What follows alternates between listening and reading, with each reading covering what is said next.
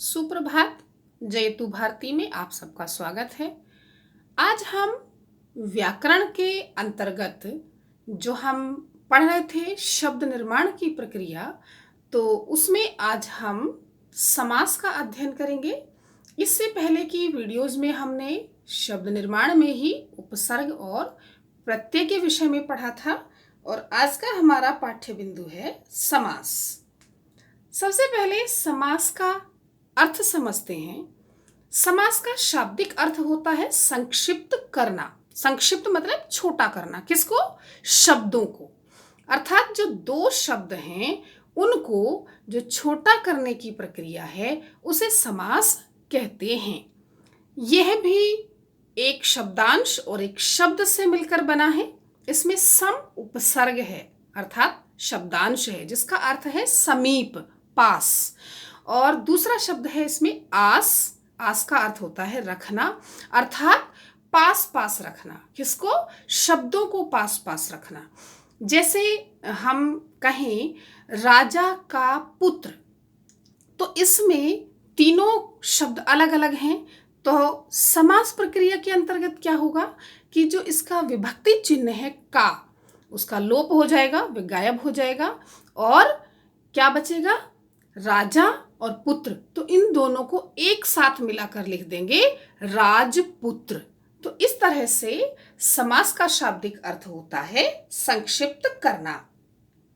समास की परिभाषा है दो या दो से अधिक शब्दों के मेल से नए व सार्थक शब्द बनाने की जो प्रक्रिया है उसको समास कहते हैं। अर्थात समास में दो या दो से अधिक शब्द होते हैं, उनको पास पास रखते हैं और उनसे कोई नया शब्द उत्पन्न होता है, निर्मित होता है और वह शब्द सार्थक भी होता है, उसको हम समास कहते हैं। उदाहरण से समझते हैं। एक शब्द है गंगा का जल, और जब हम इसका समास बना देंगे तो जो का विभक्ति चिन्ह है इसका लोप हो जाएगा और शब्द बनेगा गंगा जल। समास में हमें कुछ विशेष शब्द देखने को मिलेंगे, इसलिए मैंने पहले ही इन शब्दों को समझाने का प्रयास किया है, जिससे बाद में जब हम समास पढ़ेंगे तो ये शब्द बार बार आएंगे। तो बार बार जब आएंगे तो हमारे मस्तिष्क में इनका अर्थ स्पष्ट होना चाहिए।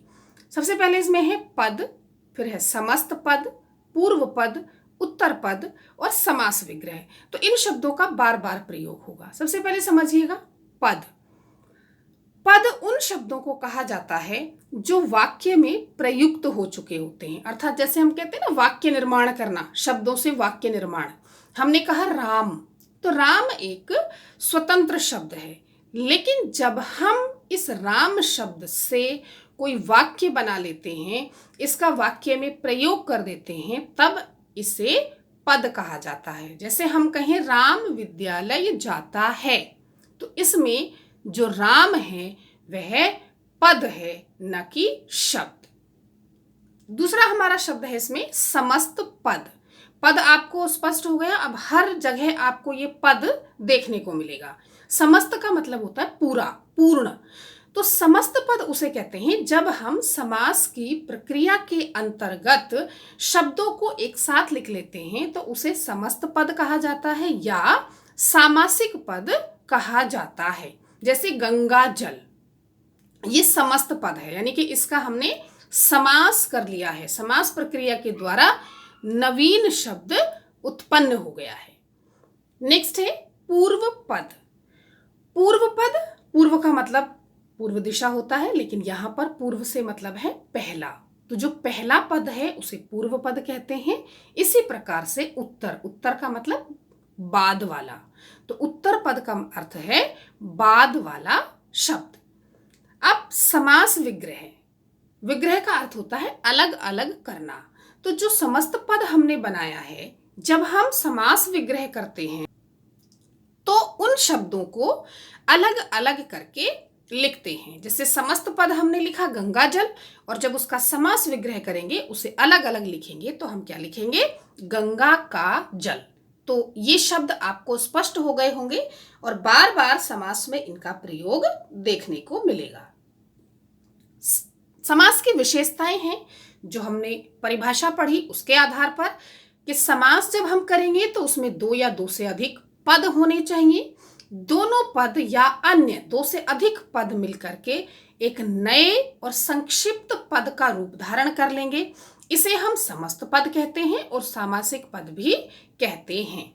समस्त पद में जो बीच की विभक्तियां होती हैं वे गायब हो जाती हैं और समस्त पद में पहले पद को पूर्व पद और बाद के पद को उत्तर पद कहते हैं।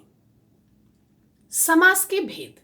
वैसे समास के प्रमुख 4 भेद हैं और 2 उसके उपभेद हैं। पहला तत्पुरुष समास है और तत्पुरुष समास के 2 उपभेद हैं। एक है द्विगु और दूसरा है कर्मधारय। दूसरा समास है बहुव्रीहि। यहाँ पर भी हमें थोड़ा भ्रम रहता है क्योंकि पुस्तकों में बहुव्रीहि और बहुब्रीहि दोनों ही शब्द देखने को मिलते हैं, इसलिए मानक हिंदी के अंतर्गत दोनों ही शब्दों को मान्यता प्राप्त है, दोनों ही चलन में है, तो इसमें हमें भ्रमित होने की आवश्यकता नहीं है। तो बहुव्रीहि और बहुब्रीहि दोनों ही शब्दों का प्रयोग किया जाता है। तीसरा है द्वंद्व समास और चौथा है अव्ययी भाव समास।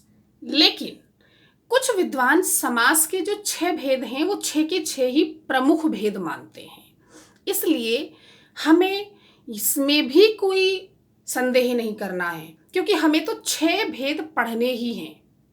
इसलिए 6 भेद 4 भेद मान करके 2 उपभेद माने तब भी 6 भेद हो गए और यदि 6 के 6 भेद प्रमुख माने तब भी 6 भेद हो गए। इसलिए कुछ विद्वान 6 भेद भी मानते हैं जिसमें तत्पुरुष, कर्मधारय, द्विगु, बहुव्रीहि, द्वंद्व और अव्ययी भाव समास। तो आज की इस वीडियो में हम इतना ही पढ़ेंगे। आने वाली वीडियोस में मैं आपको अलग अलग समास के विषय में समझाऊंगी, अलग अलग समास हम उसमें पढ़ेंगे। तब तक के लिए धन्यवाद।